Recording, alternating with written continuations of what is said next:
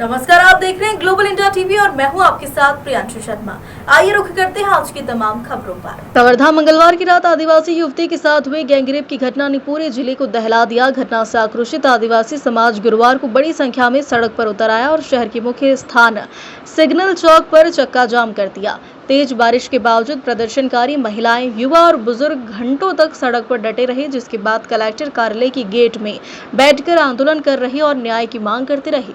प्रदर्शनकारियों का कहना है कि 3 अज्ञात आरोपियों ने मंगलवार देर रात इस जघन्य वारदात को अंजाम दिया और फरार हुए, जबकि जगह जगह सीसीटीवी कैमरे लगे हैं और पुलिस जनता को सुरक्षा देने का दावा करती है, लेकिन 24 घंटे से अधिक समय बीत जाने के बाद भी आरोपी गिरफ्तार नहीं कर पाए। आंदोलनकारियों का आरोप है कि पुलिस मामले को दबाने का प्रयास कर रही है। समाज के लोगों ने आरोपियों की जल्द से जल्द गिरफ्तारी की मांग करते हुए ये कहा कि पकड़े जाने के बाद उनके मकान पर बुलडोजर चलाया जाए और दोषियों को फांसी की सजा देने की मांग की जाए।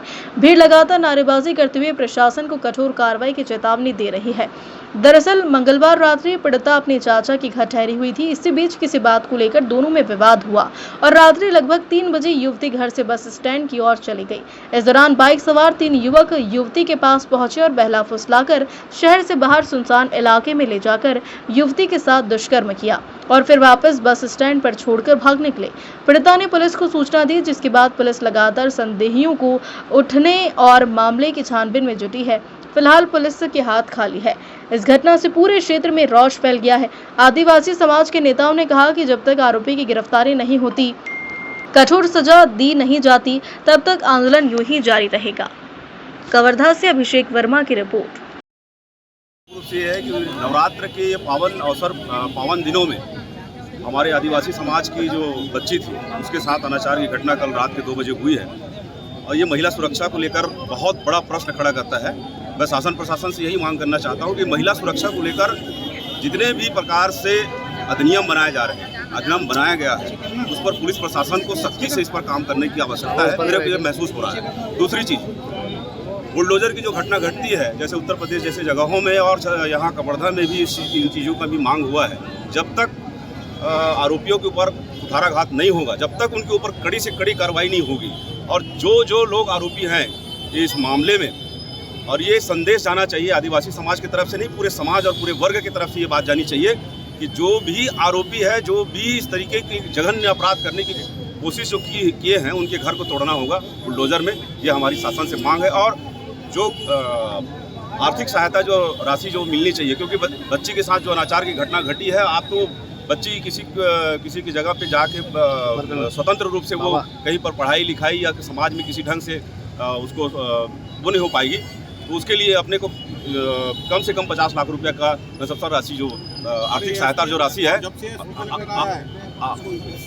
आर्थिक सहायता की जो राशि है वो मिलनी चाहिए। और दोषियों के ऊपर मैं शासन से ही मांग करना चाहता हूं कि जो लोग दोषी हैं इस मामले में, उनको आपको फांसी की सजा देनी ही होगी। पीड़ितों से समाज की तरफ ओर से मुलाकात हुई क्या? जी बिल्कुल हुई है। कल हम लोग मुलाकात किए थे रात में 7:30-8 बजे। एसपी साहब के द्वारा 2 से 4 लोगों को हम लोगों को मिलने की वो अवसर दिए थे और उस पर बृहद रूप से तो कोई चर्चा नहीं हुई, क्योंकि परिवार जो है बहुत डरा हुआ है, बहुत अभी व्यवहारिक रूप से वो। क्या कहना है पीड़ित परिवारों का?